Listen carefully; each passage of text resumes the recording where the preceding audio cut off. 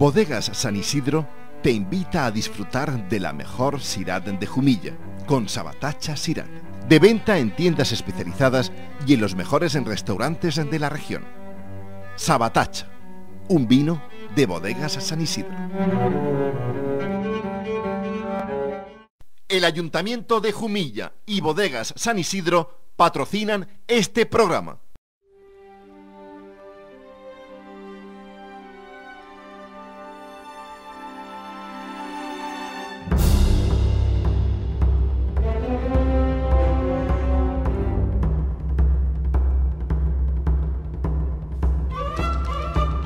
Llegamos a Jumilla, al noroeste de la Comunidad Murciana, en el altiplano que comparte con Lleida. En este municipio viven unas 26.000 personas y estamos a unos 500 metros sobre el nivel del mar. Jumilla es, pese a sus remotos antepasados prehistóricos, una ciudad relativamente nueva, pues no fue hasta el año 1911 cuando el rey Alfonso XIII le otorgó el título de ciudad. Se trata de un municipio boyante y rico en recursos que tiene en el vino su más importante e internacional embajador cultural.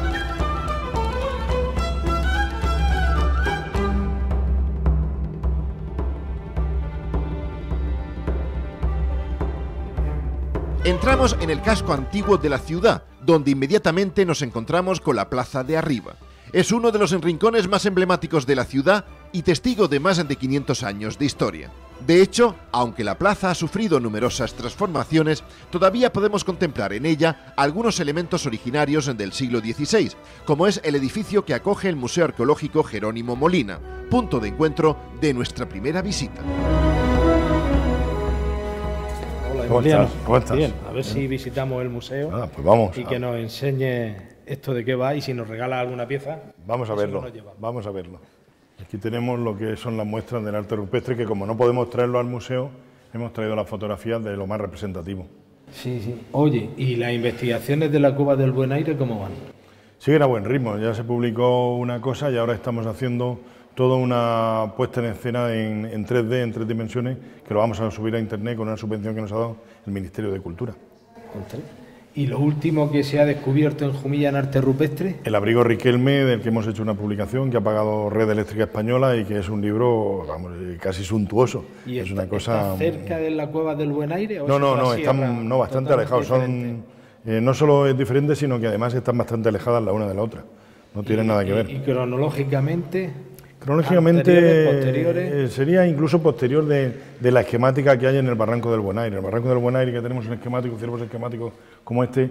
Lo otro, lo que son signos de punto, es una abstracción mayor de la mente humana, del concepto de lo que quiere manifestar. Y entonces es algo muy posterior, es algo ya muy tardío. ¿Y ha llegado a encontrarse restos arqueológicos al pie de las pinturas o como casi siempre no tenemos cómo datarlas? Casi siempre, los dos únicos sitios que tenemos restos arqueológicos con pintura rupestre o asociados a pintura rupestre es el Peliciego y los abrigos del Barranco del Buen Aire. Son los dos únicos yacimientos con restos arqueológicos. La sítula, que es un ejemplar único, completa, es la única que hay en la región de Murcia, la sítula. Sí, sí. Todo es de Coimbra del Barranco Ancho. Toda la planta, toda la sala está dedicada a yacimiento. Hemos reproducido aquí la habitación I, que es una de las habitaciones que se excavó aún en tiempos de la María Muñoz Omilibia, y hemos recuperado todo el ajuar que había en esa habitación. Como son habitaciones que se hunden, se les prende fuego, son cápsulas de dormidera, porque ahí es donde se almacenaba el grano, donde se almacenaba el trigo para sembrarlo. Entonces, en las 9 semanas que transcurre entre la trilla y la siembra, el trigo no puede germinar, entonces le ponían semillas de dormidera para que esté durmiendo el trigo, es decir, que no germine. ¿Pero se han llegado a encontrar semillas de vitis vinífora? Sí, en Coimbra muchísimas, en Coimbra muchas. O sea, que en época ibera aquí ya se producía vino. Ya se produce vino, seguro. Y en época calcolítica, en el 3000 a.C., en el Prado, tenemos semillas de vitis vinífera, pero la duda es, ¿era para consumo como fruto o como vino? Si fabricaban vino o lo comían como fruto. Ya, con Ibero hace 2500 años en Jumilla se producía. Se producía vino, indudablemente que eso está claro. Eso lo tenemos atestiguado fehacientemente. Luego el trabajo del esparto, la industria del esparto, que está también muy documentada dentro de Coimbra del Barranco Ancho. Sí. De hecho, la revista de este museo se llama Pleita por eso. Por el esparto. Por el esparto. Bueno, un santuario dedicado a la diosa Tani, que además la diosa Tani es el antecedente de nuestra abuela Santana. Es decir, es la misma iconografía desde 2500 años para acá. Bueno, y en cuanto a los enterramientos, porque la mayor parte de las piezas aparecen en el enterramiento. Sí, en el enterramiento, los ajuares sí, con mucha importación de cerámica griega, es decir, ahí tenemos cerámica cara. Sí, cerámica cara, que solo se la podía comprar, el que se la podía comprar, indudablemente no la tenía todo el mundo. Y luego pues aparecen piezas como este anillo de oro, es decir, en las sepulturas aparecen anillos o pendientes de oro que tampoco podía todo el mundo comprarse, no tenía acceso a este rico material. Es decir, aquí tenemos un cacharro griego hecho de nelática y un anillo de oro, es decir, que era una persona, en este caso una mujer, que bastante poderosa, con bastante poder adquisitivo. Bueno, entonces en los enterramientos estamos viendo que hay un ajuar rico, hay joyas, hay cerámica importada, pero ¿y las esculturas? Las esculturas, sobre todo hasta la revolución iconoclástica de la segunda mitad del siglo V, es muy abundante. En Coimbra tenemos una pieza como esta, el pilar estela de los jinetes de Coimbra del Barranco Ancho, que equivale a la Dama de Elche, es decir, tiene tanta importancia como la Dama de Elche. Entonces sería un monumento... Además, tallado por las cuatro caras. Sí, tallado por las cuatro caras, que es el único pilar estela tallado por las cuatro caras de los que se han encontrado hasta ahora en el mundo ibérico. Es el único. Un jinete, una madre con un Son niño. 3 jinetes y luego debería ser una diosa, una divinidad, dándole la despedida o la bienvenida al difunto o a la difunta, en este caso difunta, porque creemos que corresponde a la sepultura 70, que es un ajuar de mujer, es un ajuar femenino. O sea, sería la divinidad, la está recibiendo en el cielo de los íberos, indudablemente. Y luego 3 jinetes, tres jinetes a caballo, que son el cortejo fúnebre que fue al entierro de esta dama, de esta señora. Y el ajuar de la tumba 70, que es magnífico. El ajuar es un ajuar de los que llama la atención, poderosamente la atención. Sí, muchas tabas. Muchas tabas, porque se ve que le gustaba jugar, un espejo, fíbula, un asco, es decir, un tarro para perfume, que era diferente, muchos platos, 3 piezas de importación griega y 3 púnicas. Es decir, que tenemos... Hay una diferencia, creo, importante entre una tumba de un hombre y una tumba de una mujer, en cuanto al ajuar que se entierra con él, ¿no? Efectivamente, lo que pasa es que en Jumilla hemos roto también eso. En Jumilla tenemos, por primera vez se ha documentado en arqueología ibérica, 3 sepulturas femeninas con armas. 3 sepulturas de mujeres, es muy raro, es muy raro. Siempre es el hombre. El hombre con armas, pues en Jumilla tenemos 3 sepulturas, además confirmados los análisis osteológicos de los huesos, que son mujeres y que además tienen armas, con esa curva característica que le daba. En la manilla del escudo, el soliferrum, que es una lanza de hierro, totalmente de hierro, y luego tenemos otras puntas de lanza, que estos ya son tipo jabalina porque se pueden arrojar. Vemos la manilla del escudo, allí está solidificada porque se quemaba con el muerto, con el bocado del caballo, es decir, los arreos del caballo que lo llevaban, el frontal del caballo, la frontalera. Entonces, es un armamento muy característico, además siempre se repite, ¿no? Es como decía don Emeterio Cuadrado, todas las tumbas ibéricas son iguales y todas son distintas. Son iguales en cuanto a la estructura que tienen y son distintas en cuanto a la ajuar que contienen dentro. Sí, pero está claro que a lo largo y ancho de toda la región, da lo mismo la población que visitemos, los íberos tenían unas mismas características, los mismos dioses, unos mismos dioses, los mismos tipos de cerámica, las mismas decoraciones en la cerámica, todo igual. Es decir, es una cultura muy formada ya y muy uniforme. Una cultura que además se extendió por todo el Levante español. Cronológicamente, ¿de qué fechas estamos hablando? De finales del siglo VI, es decir, del 500 y pico, hasta la destrucción. Bueno, en Archena, por ejemplo, llega hasta el cambio de era, hasta el siglo I antes y después. En Coimbra del Barranco Ancho se destruye en torno al 190, 189, que son las revoluciones bastetanas. Pero vamos, llega perfectamente eso hasta el siglo I dentro de nuestra era, en algunas determinadas zonas, como puede ser Elche, la propia Elche de ciudad, o Archena, nuestro Archena, el cabezo del Tío Pío. ¿Podemos decir que los íberos son los primeros murcianos, propiamente dichos? Pues, propiamente dicho, se podría decir. Yo es que como tengo otra teoría, y es que en el mundo del bronce hay una zona del bronce por definir, que es toda la zona sur de Alicante, todo el norte de la región de Murcia, es decir, sobre todo hay un pasillo entre el Segura y el Altiplano, donde no hay población del bronce, pero que a partir de ahí sí hay. Entonces estaría dividido, en el mundo del bronce estaría dividido, pero ya es una cultura propia, es una cultura que se separa del Algar y se separa del bronce valenciano. Luego, donde más uniformada está, indudablemente, es el mundo ibérico. Sí, sería la primera cultura murciana. Los últimos 500 años antes de Cristo. Antes de Cristo sería ya la cultura murciana propiamente dicha. ¿Y en la otra planta qué tenemos? Ya el mundo romano y medieval. El mundo medieval un poco escuálido porque no nos quedaba más espacio, pero el mundo romano que sí está bien representado, además con una imitación de con mosaico romano y con una imitación de una vila, de cómo sería una vila, con el impluvium, y con todo el mosaico que habría alrededor del atrio. Pues este es el mosaico de la Villa de los Cipreses, que ya empezó a excavarlo el canónigo Lozano en 1795, empezó a excavar. O sea, una de las primeras excavaciones de la región. Sí, claro, de las primeras. No, de las primeras, sí, que hizo el canónigo Lozano. En 1795 tenemos la fecha. Casi 220 años. Que se empezó a excavar la Villa de los Cipreses. Luego lo siguió excavando Jerónimo Molina con don Francisco Cruzado, que fue el que extrajo los mosaicos, y actualmente el director de las excavaciones es José Miguel Noguera. ¿Esto es lo más importante que hay en Jumilla o hay otras cosas? No, hay un monumento funerario del siglo V, es paleocristiano, pero vamos, es del siglo V, que es un monumento romano, es un panteón funerario donde hay 3 huecos para 3 sarcófagos y 2 absidiolos para poner los bustos de los difuntos. Como no existía la fotografía, lo que hacían eran unos bustos, cuyo ejemplo tenemos aquí, y que se guardaría en los 2 absidiolos del casón. Aquí le llamamos el casón, pero es un monumento, ya digo, un mausoleo paleocristiano o de último momento de los romanos. Y es un monumento único en toda Europa. Para continuar escarbando en las raíces jumillanas, nada mejor que encaminarnos hacia su fortaleza, situada en lo alto de un cerro que por su naturaleza ofrece una vista de excepción. No obstante, el castillo que conocemos hoy día no es la primera fortificación que se construyó en tan privilegiado lugar, pues ya en la Edad de Bronce, hace 3.500 años, los primeros pobladores de la zona levantaron sus particulares castillos, pensados como este, para vigilar el entorno y divisar posibles ataques. Las civilizaciones de la Edad de Hierro, íberos, romanos y árabes también ocuparon este lugar privilegiado.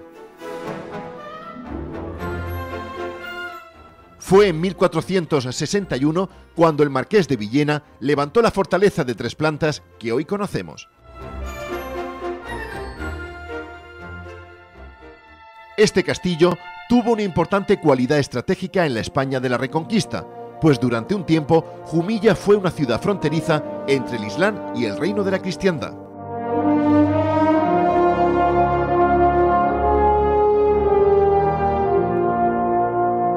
Sin embargo, la fortaleza fue también cuartel general de las tropas francesas durante la Guerra de la Independencia, y por esta razón, el edificio sufrió algunas modificaciones para adaptarlo a las necesidades de las tropas de la época. Años después, durante el primer tercio del siglo XX, el castillo también fue utilizado como calabozo, donde se recluían a los presos más peligrosos del momento.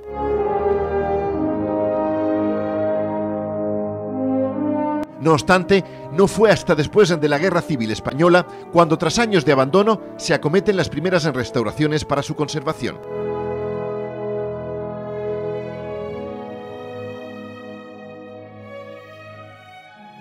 Fue en el año 1971 cuando se inició la limpieza, reconstrucción y conservación, y no ha sido hasta el año 2008, fecha de su última rehabilitación, cuando el castillo ha quedado en perfecto estado para su visita por vecinos y visitantes.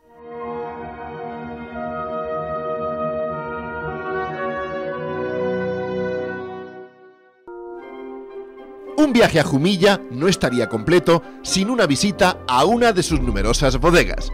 Nos acercamos a Bodegas San Isidro, una de las más populares del municipio, con más de 70 años de historia y que cualquier visitante puede recorrer previa cita. ¿Qué tal? Hola, buenos días. Buenos días. ¿Cómo está? Pues mira, que me gustaría visitar una bodega y saber cuál es el proceso de elaboración de un vino desde el comienzo hasta el final. Pues creo que ha ido al sitio indicado. ¿Sí? O sea que Bodegas San Isidro tenemos lo mejor para poderle mostrar. Pues muchas gracias. Cuando quiera, ¿empezamos? me acompaña. Vale.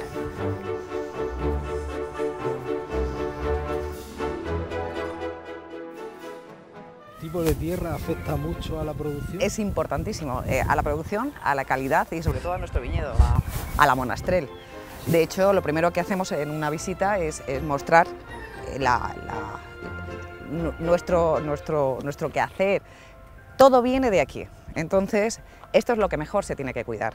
Nosotros en enoturismo, aquí en Bodegas San Isidro, lo que intentamos, y me encanta, tenemos 2 logos, pero el que más me gusta decir es grandes agricultores, grandes vinos, porque gracias a ellos es como tenemos la mejor producción. De hecho, aquí tenemos una pequeña parcela experimental de 2 hectáreas en la cual tenemos cultivada nuestra uva Monastrell, que es la mejor. O sea, para nosotros, porque yo veo pues tenemos varias fases.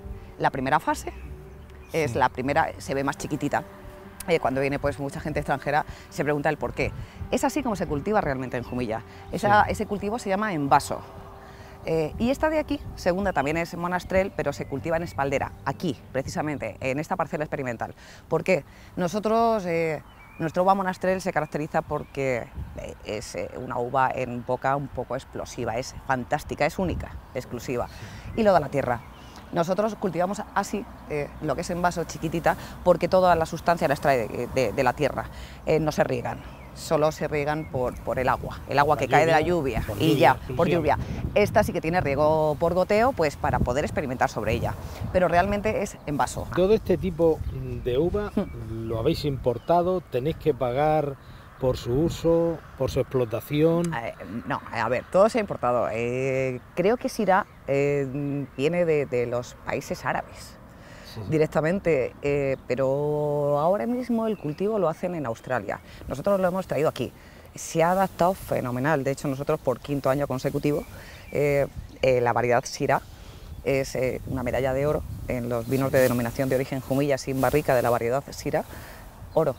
Tenemos 5 oros seguidos. Pero aparte de que he visto muchas piedras, yo no sé si eso tiene un porqué, sí. Pero también cuando empieza realmente un pie a dar un fruto que diga esto ya merece la pena, porque de un año para otro me parece que no, ¿verdad? No, para nada. O sea, se hace, primero se planta, creo recordar, no soy ninguna técnica en agricultura, pero hasta los 3, 4, 5 años no empiezan a dar fruto, y cuando empiezan a dar los primeros frutos hay cantidad, pero la calidad no es la misma. A partir de los 25 años, una cepa tiene que tener 25 años, o sea, para que dé casi un vino que decimos del año en realidad tiene 25 años.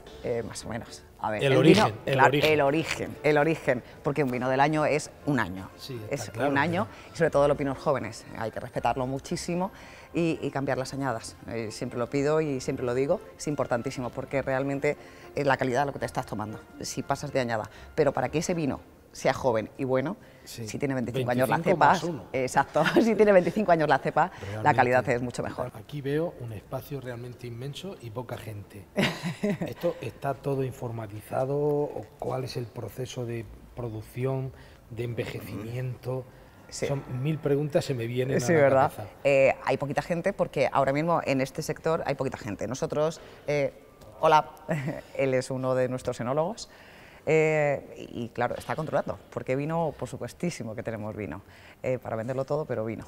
Aquí es donde se hace todo el proceso, pero nuestro proceso es en septiembre y en octubre cuando se recolecta toda la uva, cuando se hace la vendimia. La vendimia es importantísima. Todos los esfuerzos se ponen en esta zona en época de vendimia. No se dejan ni siquiera apartados en los otros sectores de la empresa, como son pues, el embotellado o los distintos sectores como administración. Pero aquí sí que se incrementa pues, la gente. Todo lo que estás viendo es muy tecnológico, pero muy tecnológico, pero en la mano. La mano de obra es muy importante. Nosotros tenemos que tener aquí gente muy profesional. De hecho, la gente que trabaja aquí es muy profesional para hacer los grandes vinos, porque cualquier pequeño fallo depende de que se nos vayan muchos litros de mosto, si todavía no fermentado, o ya de vino, si ya hemos hecho la fermentación. Entonces, es aquí, en este entorno, en esta gran bodega, donde hacemos pues, lo mejorcito de esta tierra, nuestros vinos. Aquellos toneles que veo al fondo, que son totalmente diferentes. Sí. Le tengo que corregir un poquito porque toneles lo veremos ahora. Esos son depósitos, pero esos depósitos importantísimos es una pequeña bodega dentro de esta gran bodega. Esa bodega es especial, esa bodega es un poco la VIP de la empresa. Sí. Porque, como le iba diciendo, en Jumilla la uva Monastrell, la Monastrell de Pifranco, es importantísima. Nosotros somos los primeros productores de Monastrell Pifranco. Nuestro vino Gémina es uno de ellos, es el con el que se hace con esas uvas, pues son uvas prefiloxéricas, solo quedan en Jumilla, las tratamos, bueno, como si fuera oro, porque lo son, realmente. Claro. Se recolectan en cajitas de 13 kilos, por supuesto. Se recolectan solo desde las 7 de la mañana hasta las 11, porque cuando hay otras leyendas, que cuando empiezan a vendimiar de noche, el vendimiar de noche es que la uva esté fría, si tú empiezas a vendimiar en verano, en septiembre, a las 10 de la noche, el agua está muy caliente. Está Buena bien, calidad. claro. Hay que recolectar desde las 7 de la mañana hasta las 11. Y aparte, ahí solo se recolectan y se cortan las uvas de yema, que son las que están más pegadas a la tierra, que son las que tienen más calidad, más sustancia. Todo se hace por separado, todos los procesos, tanto no se meten en tolvas, es una recepción que se hace manual para limpiarla, para quitar los racimos verdes, para quitar las impurezas. Yo he visto espaldera en Navarra y he visto espaldera también en Francia. Pero en Francia, donde está en espaldera, lo están cogiendo con máquina. Pero parece ser que pasados los años se dan cuenta que la calidad no es la misma que ir recogiendo. No puede ser nunca la misma. No puede ser nunca la misma porque cuando tú vas recogiendo con máquina, por muy buena y muy sofisticada que sea la máquina, rompe el grano. Si rompe el grano, lo que es el zumo sale. Eso no puede ser, ahí se pierde calidad. Porque en el momento que se recolecta, aunque lo que es traerla a la bodega es inmediato, porque es inmediato, pero lo que tenemos que hacer es acortar los procesos y el racimo aquí tiene que llegar entero. La calidad es importantísima. Por eso la mano de obra. Nosotros en nuestro cultivo en vaso se puede hacer con máquina, pero es casi imposible. Se rompería muchísima y aparte de que se destrozan los viñedos. Claro. Las barricas, estoy viendo barricas que aparecen como muy jóvenes y otras aparecen muy envejecidas. Sí. ¿Cuánto tiempo resiste una barrica hasta que tengáis que desecharla? Es que depende siempre del vino que se elabore dentro. Por ejemplo, nosotros tenemos justo detrás la sala Gémina.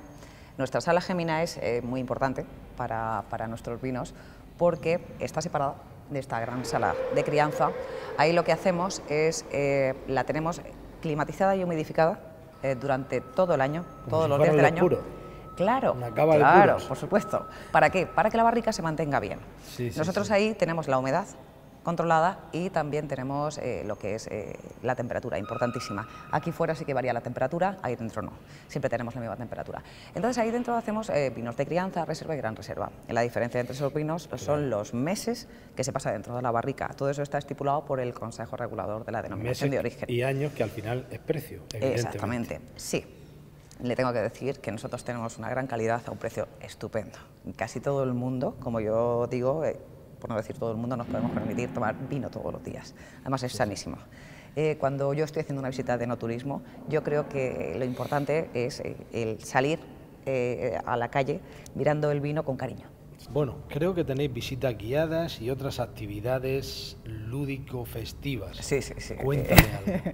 Hombre, las visitas guiadas tenemos la gran suerte desde que se creó como tal el Departamento de Enoturismo, que hace ahora ya 5 años, porque visitas guiadas se están haciendo en la bodega desde hace muchísimos años, hay datos del 90-92, pero tal cual se hace ahora, como explicando la cultura del vino, son 5 años que estamos enseñando y agradeciéndole sobre todo a la gente que venga a visitarnos, porque se van, yo creo que por lo menos queriendo al vino. Bueno, y ya que hemos terminado de ver todo el proceso del vino, delante de estas botellitas tan exquisitas, por supuesto. Dime, en la relación calidad-precio, ¿en cuánto se puede mover el acabado final de esta botella, de estas botellas? Pues realmente tiene un precio estupendo. Aquí en esta bodega podemos permitirnos el lujo de tener 3 grandes marcas como son Sabatacha, Genus y Gémina. Y siempre lo digo, Sabatacha es la gama media-alta, Gémina es la gama alta, pero podemos tomar vinos desde poco más de 3 euros, como son los jóvenes.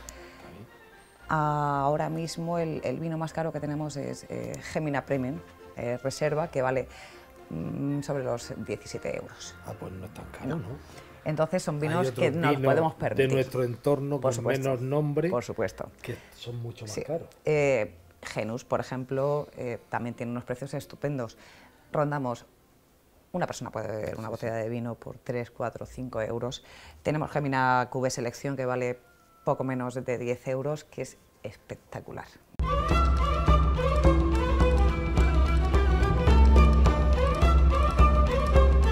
Salimos del casco urbano de Jumilla, no sin antes pasar por uno de los lugares más emblemáticos y queridos por todos los jumillanos. Nos referimos al Jardín del Rey Don Pedro, situado en pleno centro de la ciudad.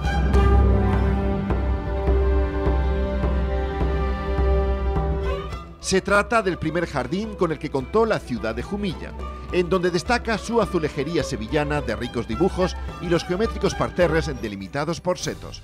En un lugar de excepción encontramos el busto en bronce de Roque Martínez Pérez, médico, político y escritor nacido en 1862 e hijo predilecto de Jumilla.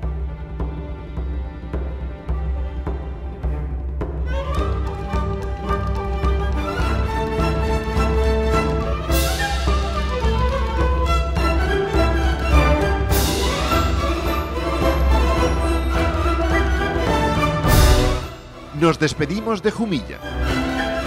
Atrás quedan los ecos de sus personajes más ilustres, así como las romerías a Santa Ana, sus numerosas ermitas y la célebre Mari Castaña, monja jumillana del siglo XVI.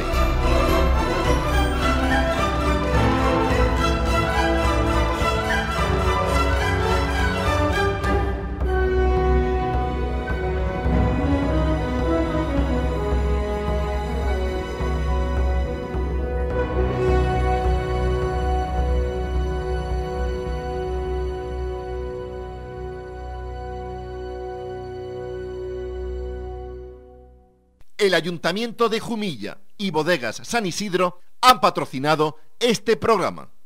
Bodegas San Isidro te invita a disfrutar de la mejor Syrah de Jumilla, con Sabatacha Syrah, de venta en tiendas especializadas y en los mejores restaurantes de la región. Sabatacha, un vino de Bodegas San Isidro.